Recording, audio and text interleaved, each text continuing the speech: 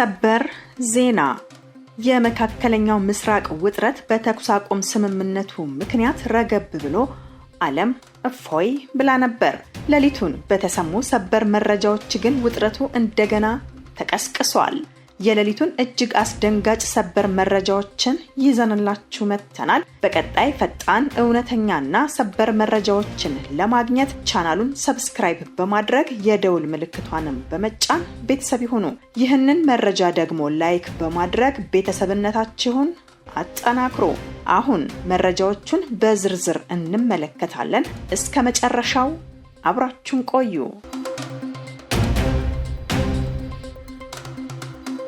በቅድሚያም አስደንጋጩ ሰበር ዜና ከዚህ ይጀምራል። የአሜሪካው ፕሬዝዳንት የተኩስ አቁም ስምምነቱ በቀላሉ ሊጣስ ይችላል አሉ። የአሜሪካው ምክትል ፕሬዝዳንት ሀገራቸው ከቴህራን ጋር የገባቸው የተኩስ አቁም ስምምነት በቀላሉ ሊጣስ የሚችል ነው በማለት ኢራን በቀና ልቦና ዘላቂ ለሆነ ስምምነት መደራደር አለባት አሉ። የሃንጋሪው ጠቅላይ ሚኒስትር ቪክቶር ኦርባን የምርጫ ቅስቀሳን ለመደገፍ በዋና ከተማዋ ቡዳፔስት የሚገኙት የአሜሪካው ምክትል ፕሬዝዳንት ቫንስ ኢራናውያን ከኛ ጋር በቀና ልቦና ለመስራት ፈቃደኞች ከሆኑ ስምምነት ላይ ሊደረስ ይችላል ሲሉም ተናግረዋል። ነገር ግን የደረስንበትን ደካማ የሆነ ስምምነት እንኳን እንዳይሳካ የሚያደርጉ ከሆነ ደስተኛ ሊሆኑ አይችሉም ሲሉም አስጠንቅቀዋል። ኢራን ከአሜሪካ ጋር በማደራደር ውስጥ ሚና የነበራቸው የፓኪስታንን ጠቅላይ ሚኒስትር ሼህባዝ ሻሪፍ በሁለቱ ሀገራት መካከል ሁሉንም አለመግባባቶች ለመፍታት የሚያስችል መደምደሚያ ላይ ለመድረስ የሚያስችል ድርድር ለማድረግ የሚደረገውን ውይይት ኢስላማባድ አርብ ዕለት እንደምታስተናግድም ተናግረዋል። የኢራን መገናኛ ብዙሃን ቫንስ የአሜሪካ ተደራዳሪ ልዑካን ቡድንን እንደሚመሩ የዘገቡ ሲሆን ዋሽንግተን ግን ይህንን አላረጋገጠችም።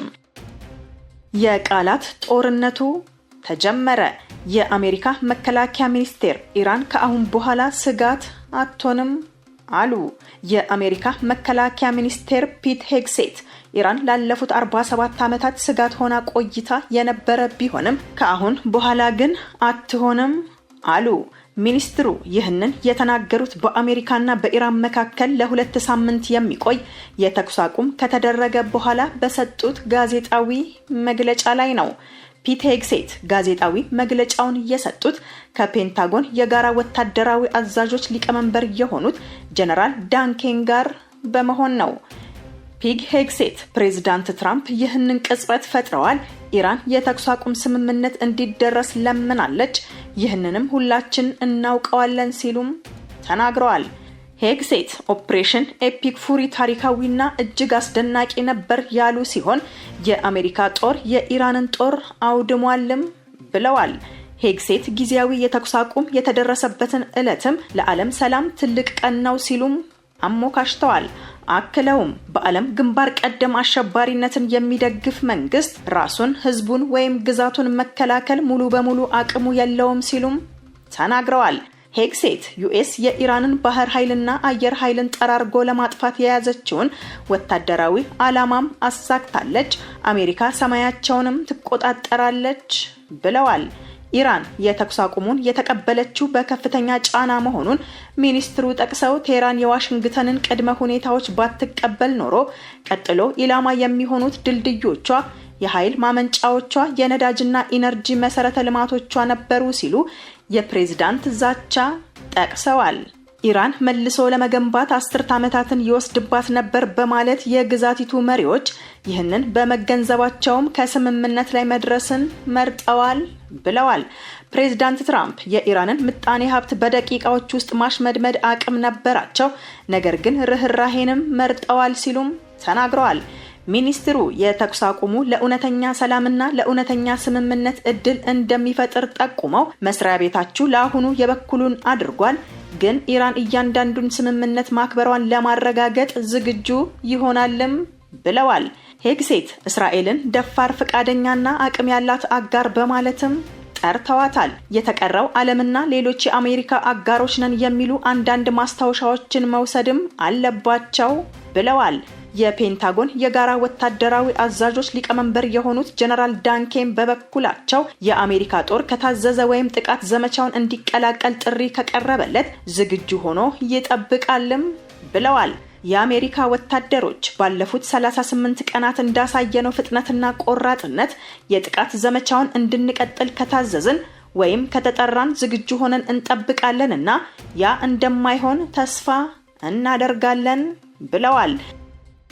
ለጥቂት ሰዓታት አስደሳች ዜና ተሰማ። መርከቦች በሆርሙዝ ወሽመጥ ላይ መንቀሳቀስ መጀመራቸው ተሰምቷል። የባህር ላይ ትራንስፖርትን የሚከታተለው ማሪን ትራፊክ የተሰኘ ድርጅት በኢራን ሙሉ በሙሉ ተዘግቶ በነበረው የሆርሙዝ ወሽመጥ ላይ የመርከቦች እንቅስቃሴ ምልክት መታየቱን አስታወቀ። ትራምፕ በሆርሙዝ ሰርጥ የመርከቦች ጉዞን ከኢራን ጋር መቆጣጠር እፈልጋለሁም ብለዋል። ዩናይትድ ስቴትስ በኢራን የፍኖተ ሆርሙዝ ለመርከቦች ክፍት መሆን የተኩስ አቁም ስምምነት ቁልፍ ቅድመ ሁኔታ እንደነበረም ገልጣለች። እንደ ፕሬዝዳንት ዶናልድ ትራምፕ ገለጻ ዩናይትድ ስቴትስ እና ኢራን የሆርሙዝ ወሽመጥን ደህንነት በማስጠበቅ አብረው ሊሰሩ ይችላሉ። ይህንን በተመለከተም ፕሬዝዳንት ዶናልድ ትራምፕ ሲናገሩ በሆርሙዝ ሰርጥ የሚያልፉ መርከቦች ደህንነት በኢራንና በአሜሪካ ጥበቃ እንደሚደረግላቸውም ተናግረዋል። ፕሬዝዳንቱ ለኤቢሲ ኒውስ እንደተናገሩት ከሆነ የመርከቦች ደህንነትን ለማስጠበቅ በዩናይትድ ስቴትስ እና ኢራን መካከል የጋራ ፕሮጀክቶችን ለመተግበር እያሰቡበት መሆኑንም ገልጸዋል። ይህ በእንዲህ እንዳለ ግን ኢራን አሁንም በሆርሙዝ ወሽመጥ የሚያልፉ የመርከብ ጭነቶችን መቆጣጠሯን እንደቀጠለች መሆኑ ተዘግቧል። የኢራን የውጭ ጉዳይ ሚኒስትር አባስ አራግቺ በሰጡት መግለጫ መሰረት የመርከቦች ትራፊክ ፍሰት እንደቀድሞው ሁሉ በኢራን የጦር ኃይሎች ፈቃድ ተገዢ ሆኖ ይቀጥላልም ብለዋል። አስደንጋጩ ዜና ተሰማ። ግጭቱን በድጋሚ ተቀሰቀሰ። ኢራን የሆርሙዝ የባህር ወሽመጥን በድጋሚ ዘጋች። የእስራኤል ጦር በሊባኖስ ላይ የሚፈጸመውን መጠነ ሰፊ ጥቃት ተከትሎ ኢራን ስልታዊ ጠቀሜታ ያለውን የሆርሙዝ የባህር ወሽመጥ ወይንም ስትሬት ኦፍ ሆርሙዝ ለነዳጅ ጫኝ መርከቦች ዝግ ማድረጓን የሀገሪቱ የዜና ምንጮች ዘገቡ። ዋና ዋና ነጥቦች። የኢራኑ ፋርስ ኒውስ ኤጀንሲ እንደዘገበው የነዳጅ ጫኝ መርከቦች እንቅስቃሴ የተገታው እስራኤል በቤይሩትና በሊባኖስ ደቡባዊ አካባቢዎች ላይ ካካሄደቻቸው ጥቃቶች ጋርም በተያያዘ ነው። ፕሬዝዳንት ዶናልድ ትራምፕ የኢራንን ባለ 10 ነጥብ የሰላም እቅድ ተቀብለው የ2 ሳምንት የተኩስ አቁም ካወጁ በኋላ መጀመሪያ ላይ 2 የነዳጅ መርከቦች እንዲያልፉ ተፈቅዶላቸው ነበር። ሆኖም አሁን መንገዱ በድጋሚ ተዘግቷል። የእስራኤል ጦር በ10 ደቂቃ ውስጥ ብቻ በሊባኖስ ከ100 በላይ የሂዝቦላ ኢላማዎች ላይ እጅግ ከፍተኛ የተባለና የተቀናጀ ጥቃት መፈጸሙንም አስታውቋል። በባህር ወሽመጡ ላይ የሚንቀሳቀሱ መርከቦች ያለ ቅድመ ፈቃድ ለማለፍ ቢሞክሩ ጥቃት እንደሚሰነዘርባቸው የኢራን ባህር ኃይል ማስጠንቀቂያም አስተላልፏል። ይህ እርምጃ ዓለም አቀፍ የነዳጅ ዋጋ ላይ ከፍተኛ ጫና ሊፈጥር ይችላል ተብሎም ተሰግቷል። የእስራኤል ጦር ኢራንን ማጥቃት ማቆሙን፣ የሊባኖስ ዘመቻውን ግን እንደሚቀጥል ገለጸ። የእስራኤል ጦር ደቡባዊ ሊባኖስ ውስጥ ተከታታይ የአየር ጥቃቶችን ፈጸመ። ይህ ጥቃት እስራኤል በአሜሪካና ኢራን መካከል የተደረሰውን የተኩስ አቁም ስምምነት ሊባኖስ ውስጥ ተግባራዊ እንደማታደርግ የሚጠቁም ሆኗል። የእስራኤል መከላከያ ሰራዊት ኢራን ላይ የሚፈጽመውን ጥቃት ማቆሙን፣ ሊባኖስ ውስጥ የሚያካሂደውን ዘመቻ ግን እንደሚቀጥል አስታውቋል።